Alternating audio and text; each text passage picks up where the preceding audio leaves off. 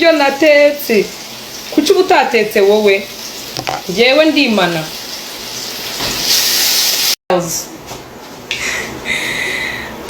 anyways DJ Brin, this is a very good DJ. He's very young.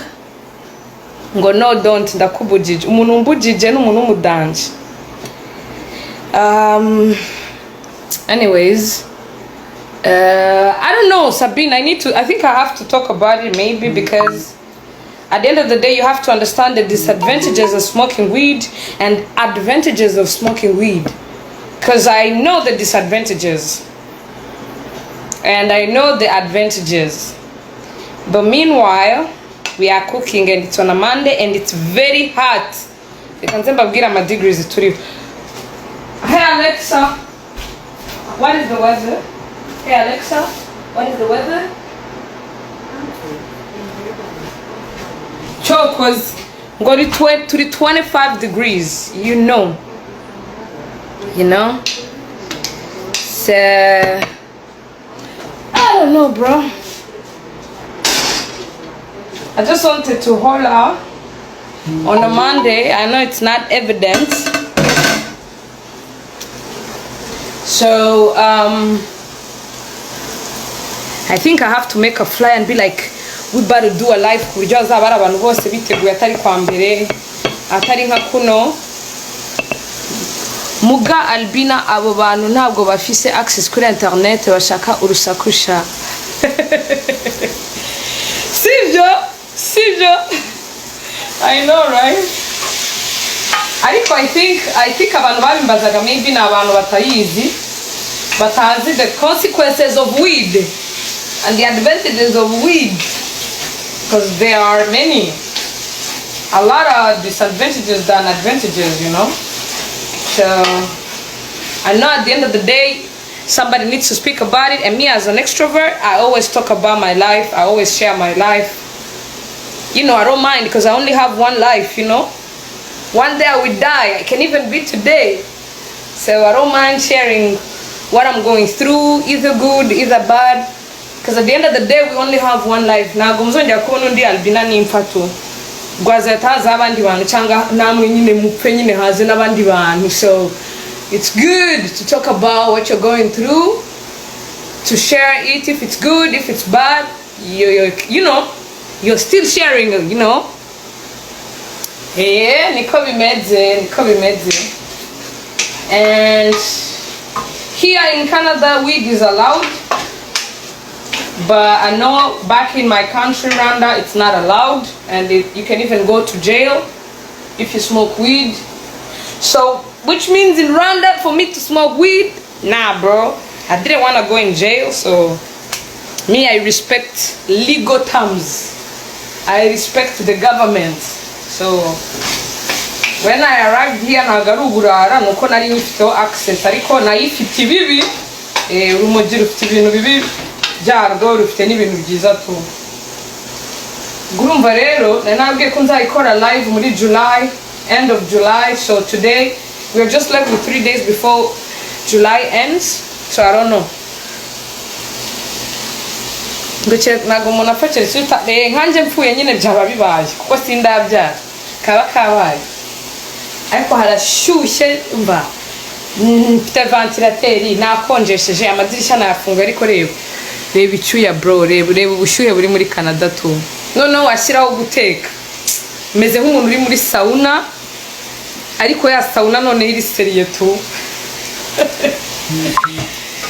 It is what it is. So ni gute mwebwe mwisanze hano hantu?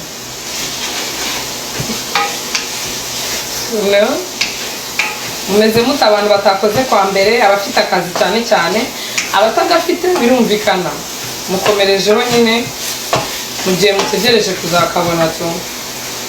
For me, let me show you what I'm cooking. I am cooking chicken. I'm about to mix it with ibirayi, nkakora isosi y'umweru, noneho nkahita nteka ingurube, hano nkahita nteka za nyama ziba ziseye, ziba zivanze na spaghetti.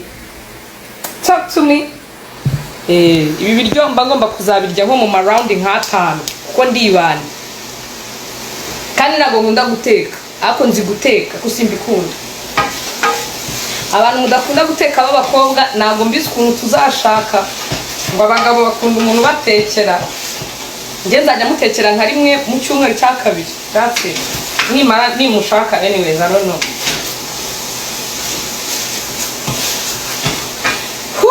Jesus Christ in the cross. Utumye dusonza. Ase namwe mujye muteka bashu. Iyo ushonje urya kabenzi. By the way, uwo ngo muri kubona Sabine Sabix, that's my fam, that's my sister. Kuna ari kwivugisha ariko aziguteka bikomeye cyane. Tuzashaka abagabo b'abashef wa mugani. Si wumva? Chokoze hari umukobwa I follow her on Instagram. She's called Christy Sarah. She's very goofy, very funny. Akunda gukora ibintu biri crazy, akambara inkweto agakora amasiporo agatesha umutwe umugabo we nyine n'umusazi ariko umugabo warateka bro. Umukobwa nagajagera mu gikoni, umukobwa arabyara akamusetsa ubundi agakora n'akazi nyine bisanzwe ko kubabeshaho ariko nagajya ateka uwo mugore tu ako umugabo arateka bro. Mbifurije gushaka abagabo bazi guteka. Ababashatse mwebwe Imana ibamugisha. Mbifurije gushaka abagore bazi guteka da. I know. Anyways. Akabenzi. Ninde wajyaga akabenzi ko kwa Plazo bro. Nkumbuye kwa Plazo so much. Kwa Plazo i Kigali tu.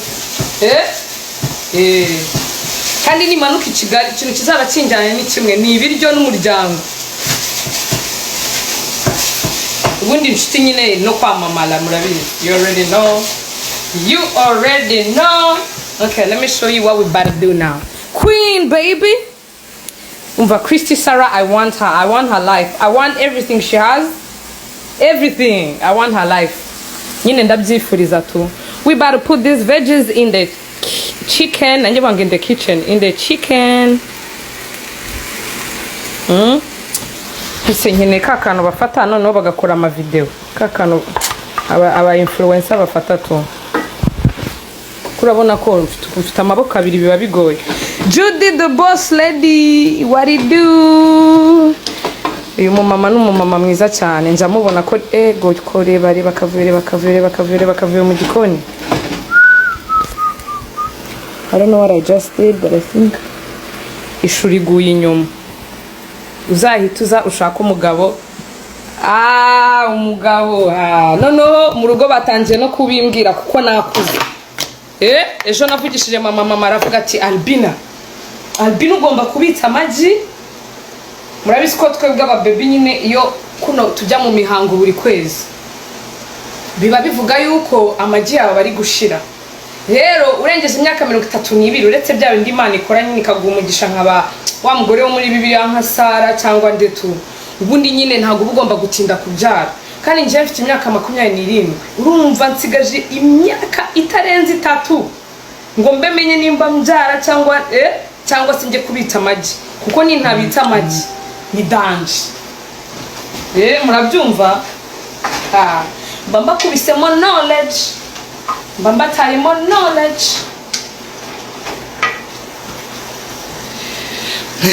Sibyo ibintu mvuze sibyo. By the way nago nsomye ibi twara ntutse mwana akabenzi leave it nubwo nzi guteka ariko my wife azaba bizi kundusha. Oya abagabo mumenye guteka ndabinginze abagabo bazi guteka. It's a +1 when you know how to cook and you're a man. It's even sexy, you know, to look at a guy yambaye agasengeri akakaye, you know, yambaye tuga. Mujya mubona the trainer, like the trainer. You guys see the trainer what he does? That guy can be somebody's husband, you know. He knows how to cook, man. He can cook. Imagine wowe mugore uri kurwana n'abana uri guterura abana uri kubonsa ari kumugabo ari gukora amacapati ari guteka inyama ari gukora gasombe akose mwe nago mushonasi nago muri gushonasi. Albina 27 ans ko numva ntayo wavutse muri imyaka ndayifite. I'm from 97. I was born in 97. So yeah, I'm about to turn 28 in January. Nje mvuka kubibona kabaye ukuvuga ngo ni ibintu bibiri, ni ukubitsa amagi mu gihe nyitegereje ko nazakora ubukwe, ko njye ntabwo mba nshaka kubyara mbere yuko nkora ubukwe tu. Gukora ubukwe nande I don't know. Biba bikaze.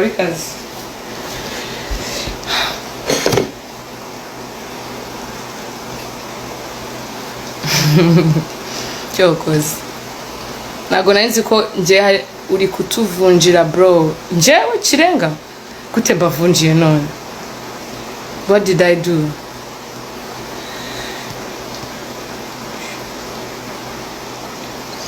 I should make cooking videos.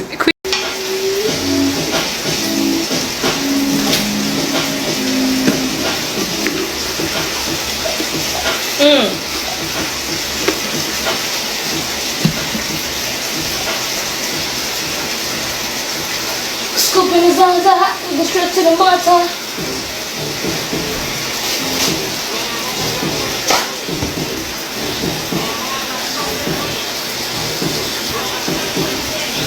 Happy Monday, happy new week, blessed week to everybody.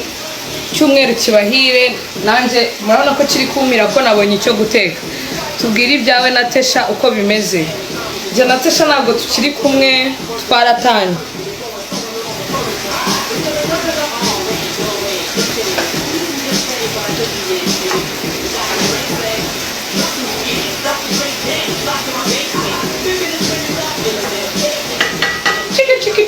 Chiki bararara. Tubwire experience muri Miss Rwanda wagiyemo.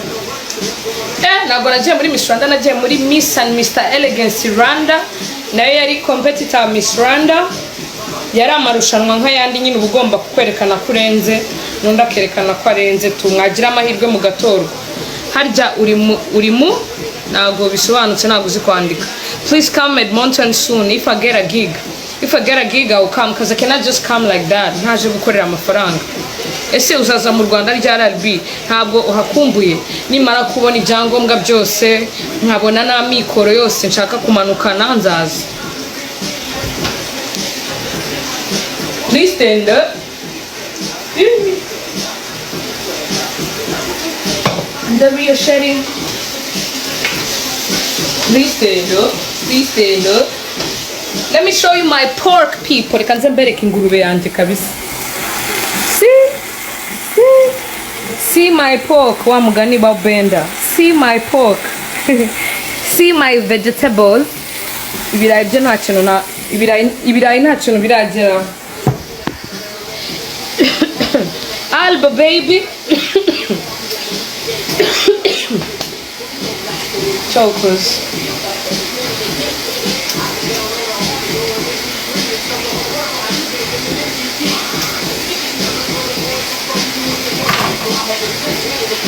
I'm Slim Shady, I'm the real Shady, nani. Please stand up.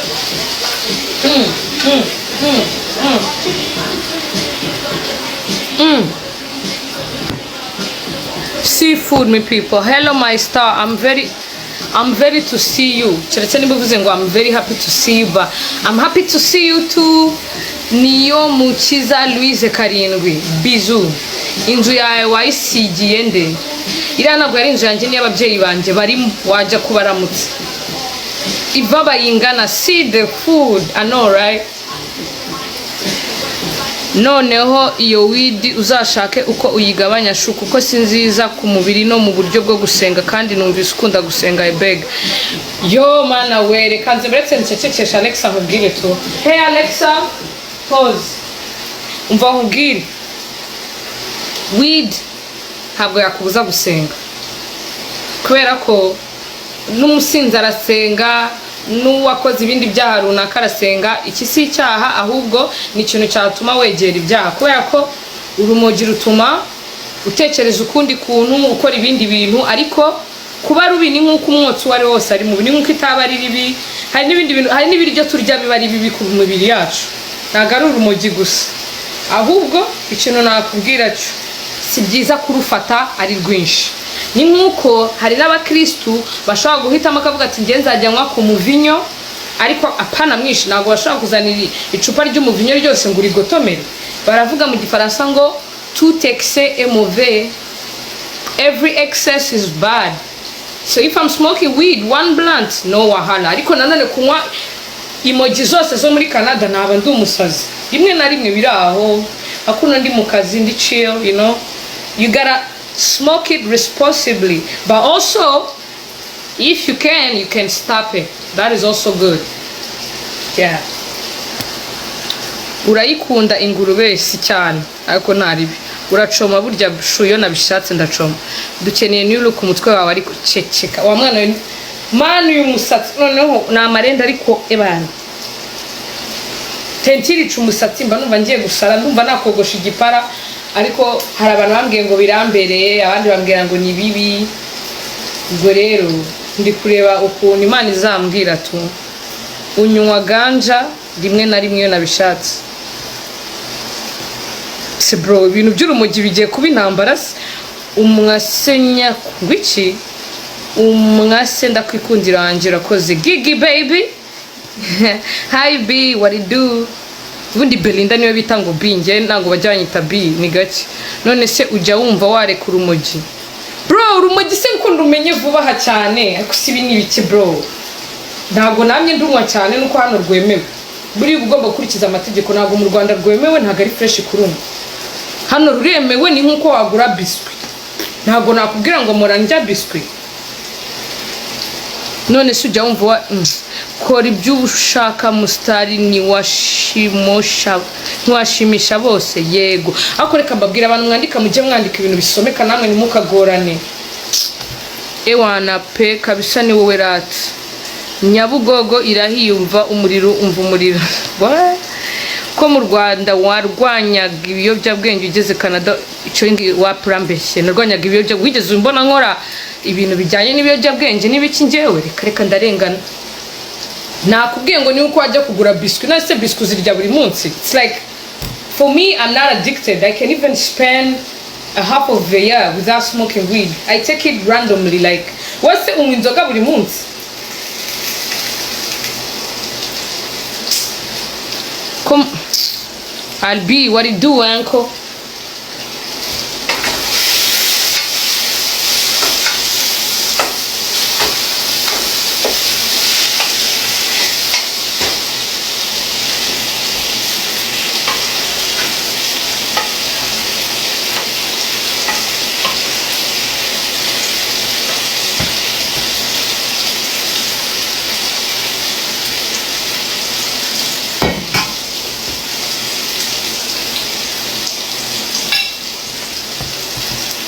I like that Don Passy. Respectfully, the chief Don Passy.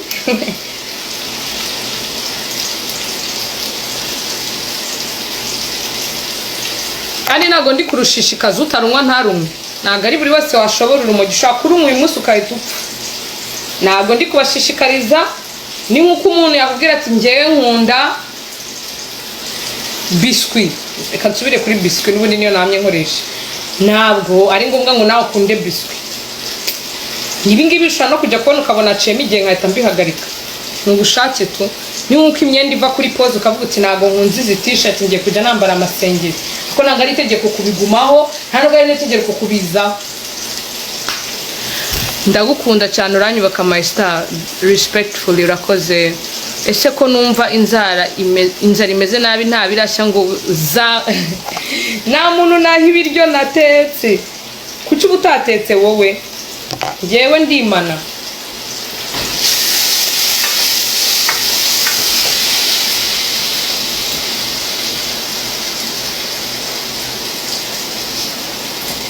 Cyokoze icyo nababwira nuko iyi ngurube ari imvaburayi.